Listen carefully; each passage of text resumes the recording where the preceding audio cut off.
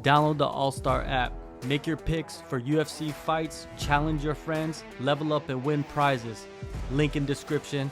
Get it now. Let's start with this, man. A guy on the Contender Series, right? He was talking about the nerves of the Contender Series and being backstage with all the other fighters because you could see them, getting ready. And he said like a lot of those dudes were like having like anxiety attacks, and they just didn't look like they wanted to go fight. And there was actually one guy that didn't even fight. He, But he steals. Yeah, yeah, I heard. yeah. Did you see that? That was a trip, right? Yeah, yeah. No, I was just saying, like, that's late. That's late in the career. I was actually just explaining to one of my students today. He was like, "When did you know fighting was for you?" And I kind of gave him the rundown of my first couple fights and how I was like always super nervous. And it was my last amateur fight. Was the last time I ever had any doubts. But I remember I was in like the back room warming up. It was at the Houston Arena Theater for Legacy Amateurs under Mick Maynard. And I was like, why did I sign up for this? This is the last time I'm ever doing it. And I go out there and I fight, and I went all 5 rounds for an amateur title fight, and I won. And that was the last time I ever like had any doubts or regrets at all whatsoever. I can't believe it happens to pros. I mean, that's weird. That's weird for it to happen. I tell all my guys, I'm like, no one is making you do this. You better be 100% in or not in at all because there's no in between. Yeah, you've been around the game for a long time, and you're a fighter, coach. You've been cornering people for a long time. Have you ever had to like talk your fighter into fighting? No, never on fight night. We've always figured that out before. Like I've had a couple times where like we were in fight camp and the guys were just like very stressed. I'm like, hey man, like this is supposed to be fun. And if they're like not having fun, then I'll usually pull them.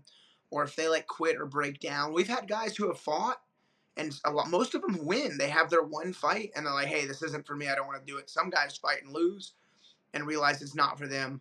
But ever since like I've been like the head coach of my gym, and it's been since like 2012, it's been a long time.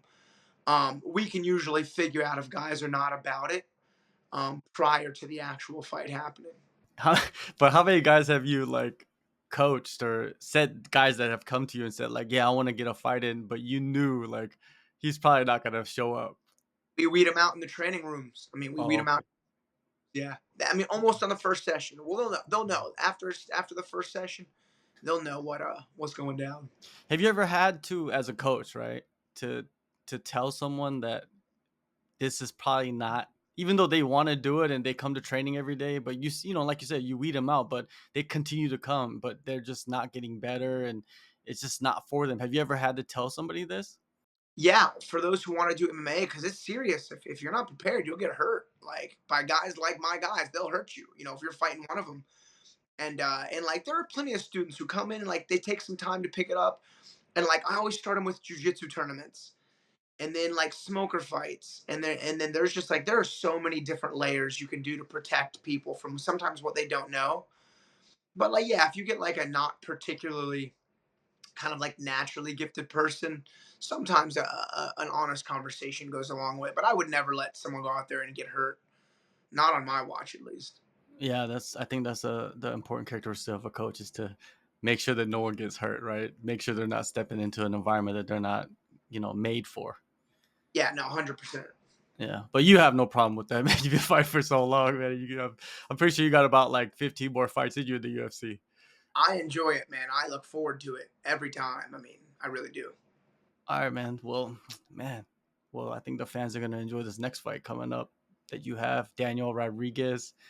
Like when you got that name mentioned to you from whoever, do you have a manager? I don't even know if you have a manager or not. Coach Safe works along myself with the matchmaking. When I got the matchup, I said it's about time. I've been expecting to fight for about 3 years. And man, I went and watched tape and I looked at stats, and he is 0 for 0. He's actually 0 for 1 on takedowns in his last 5 fights. So I'm pretty sure we're gonna stand and bang it out. I mean, like, of course, I'm doing MMA, so I do jujitsu every day. I do MMA rounds almost every day. So like, there's a lot of wrestling and grappling. But man, I'm pretty sure we're just gonna. I'm pretty sure it's gonna be a kickboxing match. And I loved this matchup. I really did. I'm excited for it. Like you said, it's gonna be a striker's delight because we've seen him fight, we've seen you fight, and it would be just very odd if someone would start just like grappling or just wrestling actually. Yeah, I agree. We both even kind of like fight the same. Like we like range, we like the jab. I mean, it's a cool fight. It's been a fun fight camp. And he's my third southpaw now. In my last like 6 camps, I've had 3 orthos, 3 southies. So I'm just enjoying the training. I'm very, I caught a groove early on, man. It's been a fun one. Plus, Geoff Neal's fighting soon, so I've been having like one of the best southpaws in the world to work with. It's, Outside of Geoff Neal, who else is a southpaw that you worked with throughout those camps? so I have all my guys in Houston.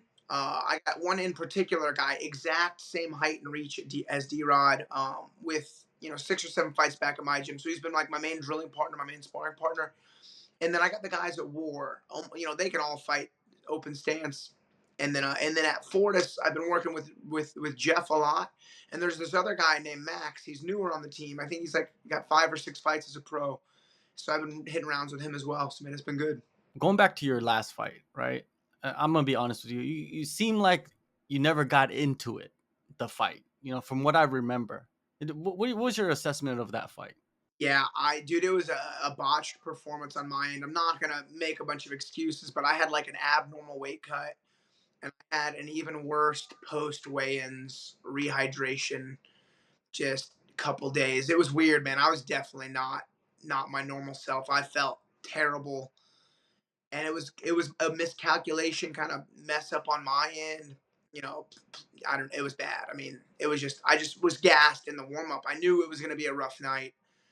I just miscalculated like weight cuts, and like I'm coming to this one like 10 pounds lighter.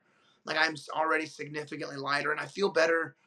I was on a quest maybe about 2.5 years ago to put on size as a welterweight. And I've been working with my strength coach and a nutritionist, and I put the weight on. And then I was cutting the weight naturally, and like from like the Simmelsberger fight on. So like Simmelsberger, Pons doesn't really count because it was short notice. But then like Tim Means and then Buckley and then Court and then Nico, like I did the same like amount of weight on my weight cut, and it was a big cut. And this last one, I just got like a little too free with my like rehydration, and like the weight cut itself was weird. Like I don't want to get into details on like how I messed up, but it was a really stupid mistake. It cost me more money than anyone else, so it will not happen twice. I'm kind of going back to my old roots of just being like super high cardio, super high volume, not being the biggest welterweight, and that's okay. But I'm like I'm not close to fight weight, but I'm significantly closer than I am for my last couple fights. Yeah, I've sat in a room during a few weight cuts for fighters, and it seems like there's everything's about detail, and like there's like this much cut here, then this much cut there, and then maybe I could drink some water here. You know what I mean? Like it's so I don't know. There's no proper science to it. Everybody's different, right? Yeah, I mean, yeah, 100%. And I got like a little too comfortable because I would always come into fight week a little bit heavier, a little bit heavier, and I could and I made the cuts easy, but just like it was just abnormal. The whole process was abnormal because I didn't like stay super dialed into what had worked in the past. I tried a bunch of new stuff and it did not work out, and I didn't need it. There's like an old Texas adage: if it's not broke, don't fix it. Yeah. It wasn't broken. It didn't need fixing, so I'm going back to my old ways. Are you And originally from Texas? I am, yep, Spring Okay. Tech, Okay. now Okay. about 5 miles north. Yeah, you just I don't know. You don't have the southern accent, not even a little bit. You No, don't have it. a pretty like standard like American accent. My Yeah. dad's from New York, my mom's from Texas, so Mhm. maybe it evens out. Yeah, for sure, for sure. Yeah, yeah, yeah. Going back to the last fight, I was very confused by it because like when you usually fight and you start the fight, your pace is kind of the same and it's kind of high pace throughout the whole fight, and I just saw you like moving. Did you just like your muscles didn't like they just Yeah. weren't So moving? time I had a bad weight cut as an amateur, and I cut down to 165, but same thing, I just like cut too much, thinking I could do it easily. And in the warm up, it was a Muay Thai fight. I had thrown some kicks, and my quads were like shot. And I looked at my striking coach Matt, who's always in my corner. I was like, hey man, my legs feel like rubber. And he was like, it's too late now. And sure enough, I went out there and I actually fought to a draw that night. I thought it was a crappy decision. I should have won.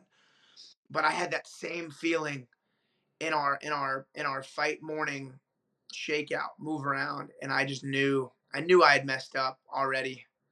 and been like, I'm not gonna pull. And I didn't feel good physically either. It was just I'm telling you, it was like an abnormal couple of days from like the day before weigh-ins to weigh-ins to fight day. It was just abnormal. It was, yeah, I wish I could say I was sick. I didn't feel great, but I don't think it was because of anything other than like an adverse weight cut and a bad rehi. So I mean, lesson Well, learned. yeah, exactly. Lesson learned. And you've been through so much throughout the years. And one thing that I noticed that you consistently fight a few times a year. You see guys nowadays like they'll take like a year, 2 years off, injuries, stuff going on. How have you made adjustments throughout the years? And could you give us any details into like what kind of adjustments you've made? Man, I think my body durability has always been like my greatest attribute. Never the biggest, never the strongest, never the fastest, or sometimes the most technical, but often, hopefully, compared to fighters, is not that impressive, but the smartest. But I've had good body durability, and I've either fought 2 times or 3 times every year for the last almost 9 years in the UFC. Man, I would like to fight 4 times in a year if they would let me, but man, they're paying me a lot now. I'm making more money fighting than I thought I would ever make ever in a lifetime by almost double. So the more they'll let me fight, the more I'll fight. So I've always been very grateful for the UFC, and if they need me, I'll jump in. It's funny you say that. I was watching some other interview and they were talking about statistics in the UFC for short notice fights, and it's like 13% of the fighters that step in short notice win. 13%. That's throwing some dice out there. That's not a big percentage. No. Man, I've won more short notice fights in the UFC than I've lost for sure. Yeah. For sure. Huh. Interesting. I Yeah, almost very interesting. didn't know that stat. No, I'm just still I'll still live and die. I'm always training, like Well, always. someone has to, Hell yeah. yeah. Well, someone has to go through against the grain. Yeah, I got into the UFC on short notice and won. I don't know how I won that fight. I had no business winning that fight. Super torn ACL. It was awesome. That was a fun one. Yeah, yeah, man. I remember you shooting onto the scene. Man. We've talked about that in the past, you know what I mean? Yeah, so when you come out of the Nico fight, like how were you like physically? Of course the weight cut and all that stuff, but did you have lasting effects from that? No, man, I like Nico a lot. I do. We've shared a lot of time in the octagon. I remember seeing him in the hotel again afterwards, and like he had black eyes and he was busted up, and I was sitting there just like fine, and I'm like, how did I let this one slip? Between my fingers again. And props to that man for making it happen. He's actually fighting on the same card. So, man, I wish him nothing but the best. But no, I was fine. I was just like, I mean, I still think about it regularly, and I try not to. I'm like a positive mind space kind of guy. Learn your lessons and move on. But that one plagued my headspace for quite some time. And like in my mind, you're only as good as your last fight. So like I cannot wait for October 12th, put on a banger of a fight, and like let that one go be in the past. For sure. And Rodriguez, he last fought against Kelvin Gastelum. They were supposed to fight at 170, and then all of a sudden during fight week they switch it up and go 185 because Kelvin can't make the weight. What'd you think of that whole scenario? And props to D Rod for being a fucking gangster and making it happen. Honestly, if like I was on track to make 170 and like bang, come fight with her, like, hey, it's at 185, I would be kind of stoked because that means you don't got to do the sweating part. You're just in good shape. I've always been curious what it's like to fight around your normal weight.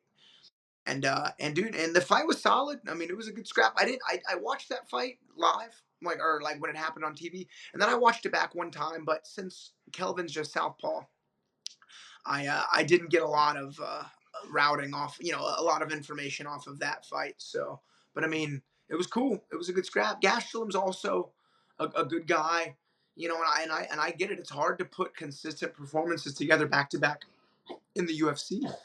And man, I remember talking to Gastelum at like some UFC athlete summit, and I think he had just beaten Vitor, and he had beat like a couple of legends back to back. And I was like, dude, you're doing it. And I like Kelvin Gastelum because I got into the UFC because of him. He was supposed to fight Kyle Noak, and he pulled out, so I slipped in. So I always have a love for Kelvin Gastelum. Have you met D Rod before? Have you ever run into him? I've not, no, but I did expect to Okay. fight sometime now. So I was like, in a weird way, relieved to get the matchup. It's Mhm. weird to explain. Well, it seems like you're always getting these. cool matchups, man. Like I don't know the last time you got a matchup where it was like, it's not a potential fight of the night. Yeah, I know. I've always been grateful. I really try to I really try to give back to the UFC and the UFC matchmakers as much of as they've given me. So I mean, they give the martial artists a platform to make some money and show their skills. So I mean, least I can do is go put on a good show. Yeah, speaking of treating the UFC well, that flyweight Muhammad Makaev, he got cut after going undefeated in the UFC. They didn't re-sign him. That whole situation, and people are saying that he didn't treat the UFC staff well. The matchmakers didn't like him. It shows you that you just can't be a good fighter. In the UFC, you got to be personable. So I had gone to Austin, Texas, and I trained with one of my buddies, Andrew Craig, and all his young great pros who are killing it in the Fury scene. And like after practice, and I just told him thank you, and Andrew was like, hey, give some words to these guys. And I was like, guys, get your paperwork done on time. Anytime the UFC sends me an email to get anything in, I'm the first person to get it in. Because if I don't think this would happen, but if the staff ever had to give like feedback on a fighter, you better believe I'm going to get 5 stars on hopefully every staff member. No, I've always tried to be like the most professional and like most polite and just best guy to work with. Because no, it's not about being the best fighter. Like if we had a guy at our gym who had all the potential in the world, but he didn't follow the rules or he was like a dick, we would not let him sign up. I mean, that's not how life works. So yeah, it was interesting to see them say, peace, get out of here, good luck. And then even PFL was like, we don't want him either. It was very interesting. Yeah, it shows you, man, you got to be a good person too, man. You can't just be a good fighter. But I guess we expect what we expected this fight. Whatever matchup you have, we expect fireworks, and you guys are gonna be fighting in the Apex. And I was talking to somebody else about the Apex, and even just fighting on different parts of the card. Like let's say you're on the main card or main event, or if you're in the early prelims, does that affect the anxiety level that you have? No, so man, I love the Apex. I don't know how many fights I've had at the Apex, but it's a lot. Like coming up on double digits. I like the Apex. At first, I was like ready to get out of there, and then I had fought in some crowds. And then when I fought Buckley, I was really upset I was back at the Apex. So I was like, I'm gonna make this a casual fight. I'm gonna slide in and slide out. And I didn't feel like I was fighting in that fight. Like I made it too routine. And my performance sucked. So then my next fight was also the Apex when I fought Court. And I remember during the walkout, I like felt it. I felt that like that emotional charge, that electricity. And that's my favorite part about fighting is like the pre-fight walk to the octagon. And ever since then, I will like forever have a place in my heart with the Apex. I'm comfortable there. I was actually very happy to be fighting there. And the Apex won't be around forever. So like I'm gonna enjoy it while it's here, and maybe I can get one more in before it stops. In November, they're gonna implement some new rules, or they have some rule changes. Have you heard about these? The 12 to 6 elbows will be legal now, and then there's the new definition of a grounded opponent. How do you think that's gonna impact fights moving forward? Cool. I think that'll make the referees have to interfere less. I think that's great. I think those rules needed modifications. I know it's crazy. If it was up to me, MMA would be one round. It would be one 15-minute round, and that's it. I think there'd be way more finishes. Guys can't like navigate around rounds to win rounds knowing there's a break. So like I think the fewer breaks and rules, the better. Do you know if Yeah, that's yeah. I wonder if a promotion could do that. if I'm not mistaken, I think they can. I think they can choose the that kind of stuff, but I have no clue. But I remember I was talking to a promoter, like we can choose the length of the rounds and the amount of rounds. Interesting. But do you know when in November? Because I know Ricky fights November 9th. Early November. Yeah, Oh in no. in Canada. So no, so his is at the Apex. Um Oh, okay. maybe it's November 9th for sure. So I I think think maybe if there's a let me see. Let me see if there's a November 2nd card. Yeah, there is. It starts in November 2nd in the Edmonton card in Canada. oh good. Okay, cool. Yeah, yeah, I've been waiting for that. That's cool. Yeah, yeah, it's gonna be very nice, man. October 12th, UFC Fight Night, UFC Apex. Alex, thank you so much for taking the time, man. Always good, and yeah, all the best in this fight. Of course, we expect nothing but violence. Cool. That's what I'm bringing to the table. Thank you so much.